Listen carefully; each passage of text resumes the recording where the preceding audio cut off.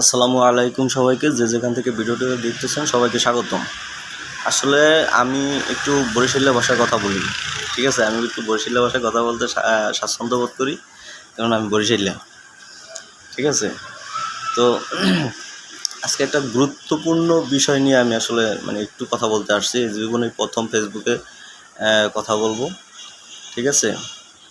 এর কারণটা হচ্ছে আমি গত 1 তারিখে, ঠিক আছে, বাংলাদেশ থেকে আমি ইজিপ্টে আসছি। তো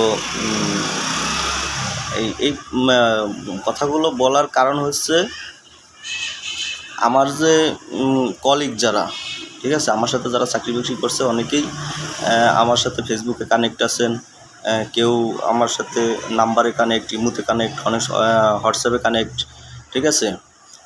তো তাদের জন্য আসলে স্পেশালি, ঠিক আছে, তারা অনেকে আসতে চাইতেছেন, বা অনেকে আছে যে কারো কাছে পাসপোর্ট জমা দিছে, ঠিক আছে।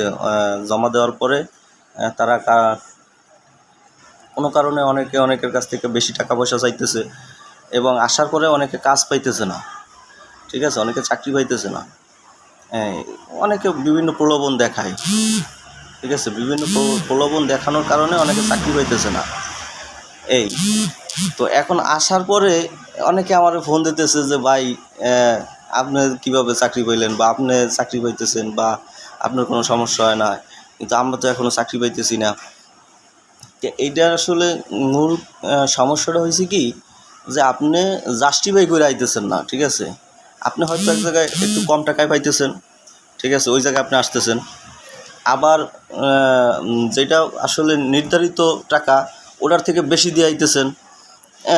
তাই সমস্যাটা আইয়া পরে আপনি বলতে আছেন যে আসলে যে আমি কি একটা ভুল করে ফেলাইছি, ঠিক আছে।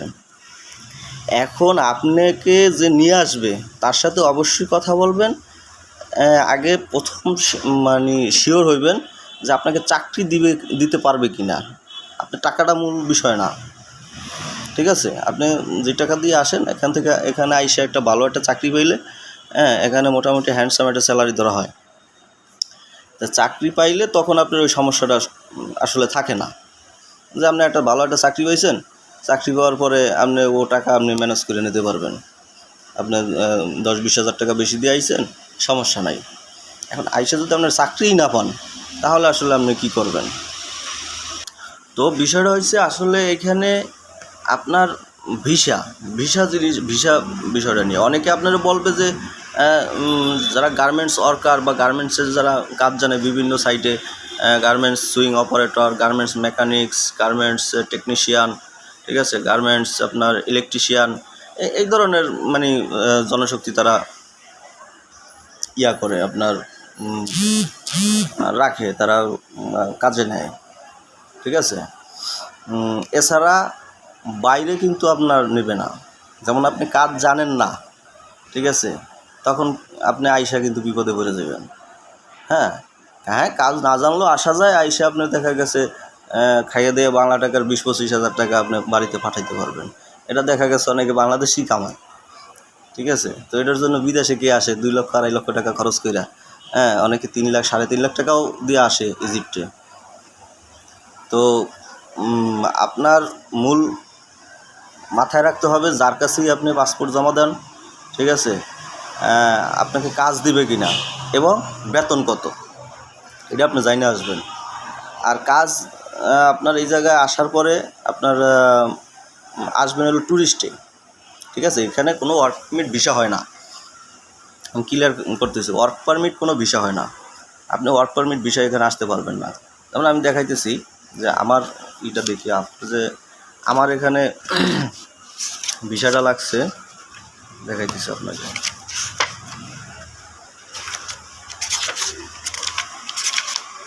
এটা এখানে এই যে দেখেন, দেখা যাইতেছে মনে হয়, ক্যামেরা একটু সমস্যা।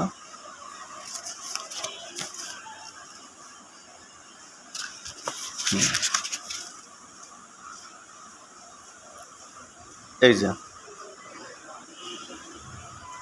এটা হলো ট্যুরিস্ট ভিসা।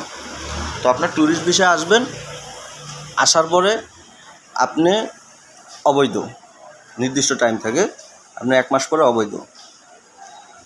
ঠিক আছে, এটা হচ্ছে আপনার অনারেবল ট্যুরিস্ট ভিসা। ঠিক আছে, হ্যাঁ, এটা মূলত এই ভিসাটা হলো ইউরোপিয়ানদের জন্য। ঠিক আছে, এইটা বাংলাদেশিদের যে আনে যে কোনো একটা ওয়েতে বা যে কোনো একটা সিস্টেমে যে কোনো একটা প্রসেসে আনার পরে আপনি এখানে অবৈধ। তবে আপনি এখানে পুলিশি কোনো ঝামেলায় পড়বেন না। আপনি অবৈধ থাকলেও আপনি এক বছর থাকেন, 2 বছর থাকেন, 5 বছর থাকেন, 10 বছর থাকেন, পুলিশ আপনাকে ডিস্টার্ব করবে না। এরপরে আপনি কি অবৈধ থাকবেন কি থাকবেন না সেটা হলো আপনার একান্ত ব্যক্তিগত ব্যাপার। এখানে বৈধ হওয়ার সুযোগ আছে, বৈধ হওয়ার অনেক সুযোগ আছে। যেমন আপনি পার্টনার ভিসা লাগাইতে পারবেন, বিজনেস ভিসা লাগাইতে পারবেন, এরকম বিভিন্ন ভিসা আছে, এখানে এসে আপনি লাগাইতে পারবেন। কিন্তু এই ভিসা আপনাকে কোম্পানি লাগাই দিবে না। ঠিক আছে, তা আপনি অবৈধ থাকতে পারবেন, সমস্যা নাই, আপনাকে পুলিশ সমস্যা করবে না। যদি আপনি মনে করেন যে না আমি অবৈধ থাকবো না, আমার নিজের সেফটির জন্য আমি বৈধ থাকবো, তাহলে সেখানে বৈধ থাকার অপশন আছে, আপনি ভিসা লাগাই থাকতে পারবেন বৈধ, কোনো সমস্যা নাই। এই আর পরবর্তী যে বিষয়টা হইলো যে আপনার চাকরি। ঠিক আছে, তো কিছু কিছু কোম্পানি আছে চাকরি দিয়া তারা আবার কোম্পানি ভিসা লাগাই দেয়। হ্যাঁ, কিছু কিছু কোম্পানি আছে তারা ভিসা লাগাই দেয় নিজের খরচায়। হ্যাঁ, যদি আপনি ওই রকম ভালো দক্ষ হন, অবশ্যই আপনার দক্ষ হইতে হইবে। দক্ষ হইলে অবশ্যই আপনাকে কোম্পানি ভিসা লাগাই দিবে, সমস্যা নাই। আর আপনি মোটামুটি ভালো একটা স্যালারি পাবেন।